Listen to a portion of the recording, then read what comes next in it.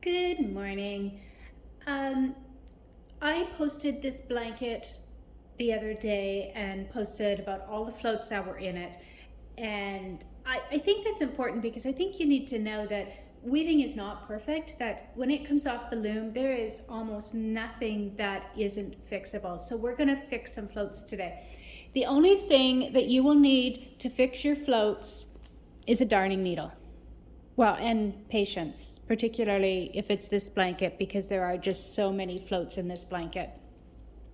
So the first thing I'm going to do is I'm going to find a float. It's not going to be very hard. I'm just going to, pick a float, any float. And when I pick that float, I'm going to follow it up. So I'm looking at this one right here.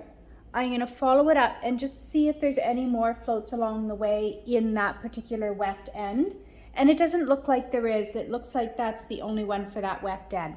So I'm just going to take it and I'm going to pull it. I'm going to pull it right out of the blanket, right out of its fringe. Just pull it right out. Just like that.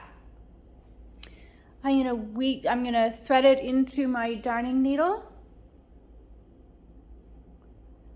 And I'm going to re-weave it. So I'm just going to make sure that I follow the over-under pattern of my weave.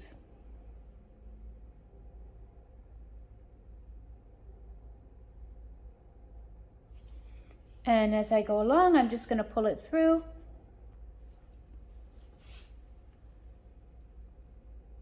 So you can see that fixing all these floats is going to take a long time, but it's definitely going to be doable. I'm going to take this with me. I'm going to work on it while I'm watching TV in the evening, instead of, wasting my time scrolling through my phone or something. I will have this to do instead. You can see as you get going, it's fairly quick to do as well.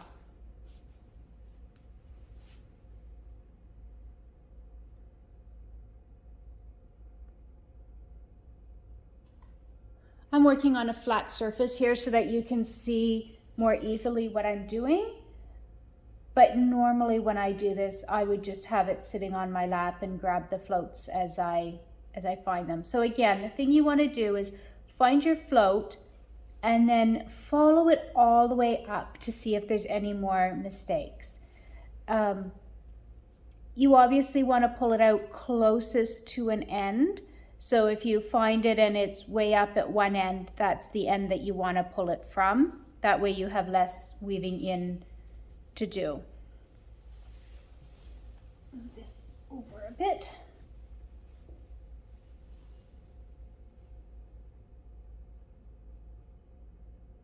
See, I'm just going over under. I kind of rock my needle a little bit.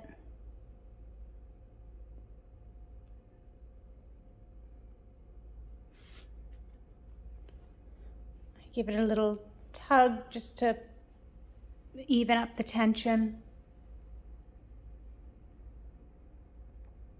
And I'm doing this before I wet finish. Once I've wet finished, you'll never know that there were any mistakes in this blanket. But I promise you, if you don't fix the mistakes, when you wet finish, those floats just pop. It's just like when you're deliberately making floats in a tea towel or something and you don't see the pattern very much while you're weaving. It definitely pops when you wash it. Okay, so here I just want to make sure I'm getting it into the right fringe. So I'm just going to count. So it's coming from this fringe. I hem stitched in bundles of 3. This one's only got, or bundles of 4. This one's only got 3 in it. So this is the one that I want to hem stitch it or put it back into. So work it through the hem stitch, pull it through. And there we go. Give it a little tug. So I want to show you one more thing. So right here, we'll just zoom in on it.